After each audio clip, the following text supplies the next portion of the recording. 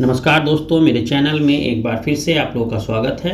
दोस्तों, आज मैं बात करूंगा स्वतंत्र राज्यों के उदय की, अर्थात जब मुगल साम्राज्य अपने पतन की तरफ जा रहा था, उसका विघटन होना शुरू हो गया था, तो बहुत सारे राज्यों ने यानी बहुत सारे प्रांतों ने अपने आप को जो है स्वतंत्र एक तरीके से जो है कर दिया था मुगल साम्राज्य से, और वे एक स्वतंत्र प्रांत की तरह, एक स्वतंत्र राज्य की तरह उन्होंने व्यवहार करना शुरू कर दिया था।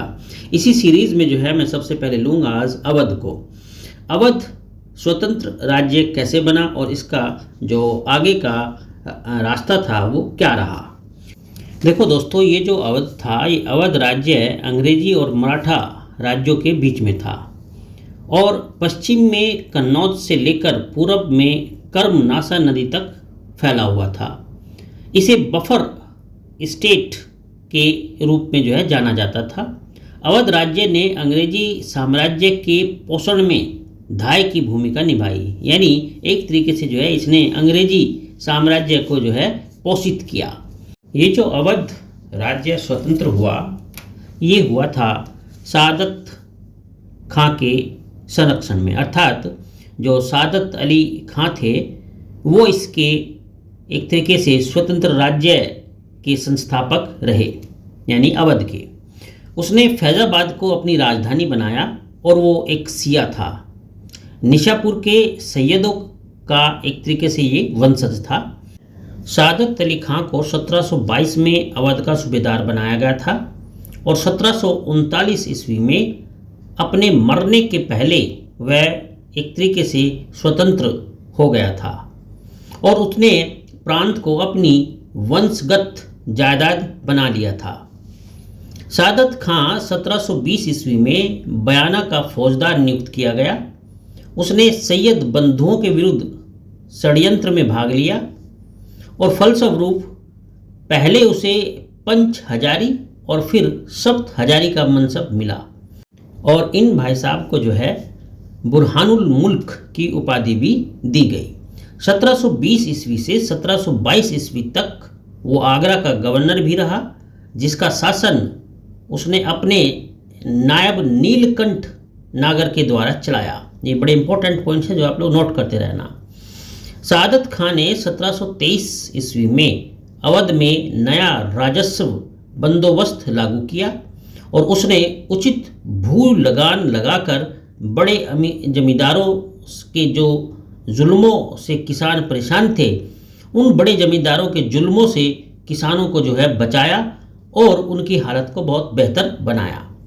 बंगाल के नवाबों की तरह ही उसने हिंदुओं और मुसलमानों के बीच कोई भेदभाव नहीं किया। This is a very important point to be noted. उसके अनेक सेनापति और उच्च अधिकारी हिंदू थे।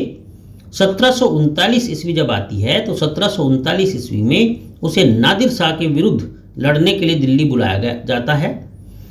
वह वीरता से लड़ा परंतु बंदी बना लिया गया।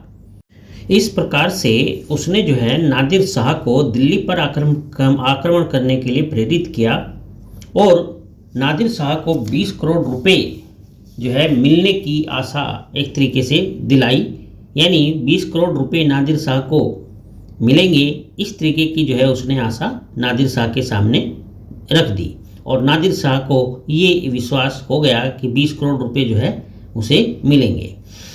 जब नादिर शाह ने दिल्ली पर अधिकार करने के बाद इस भाई साहब को बुलाया, यानी सादत अली खां को बुलाया, तो ये सादत अली खां वहाँ जाने से पहले ही जो है उन्होंने आत्महत्या कर ली, यानी उन्होंने विष का पान कर लिया और खुद को समाप्त कर दिया।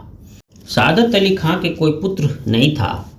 उसने अपनी जो पुत्री का विवाह किया वो अपने भतीजे सफदरजंग से कर दिया था और सादत अली खां की मृत्यु के बाद वही उसका उत्तराधिकारी बना। तो दोस्तों, ये थी अवध के स्वतंत्र होने और उसके आगे की जो राह थी वो कैसी थी।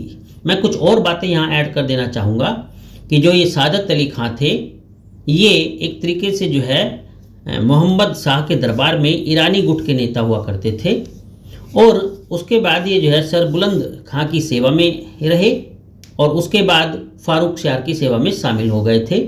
इन्हें हिंडौन और बयाना का फौजदार नियुक्त किया गया था और 9 अक्टूबर 1720 को उन्हें जो है अमीर का दर्जा दिया गया था।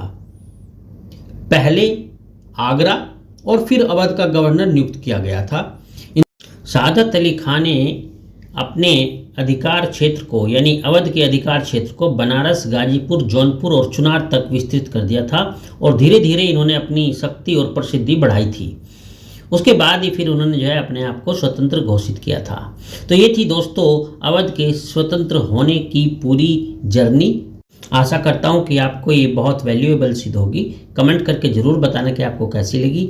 अगर चैनल सब्सक्राइब नहीं किया तो दोस्तों रिक्वेस्ट है कि इसको ज़रूर सब्सक्राइब कर लें। चलिए अपना ध्यान रखना। आपका दिन शुभ हो।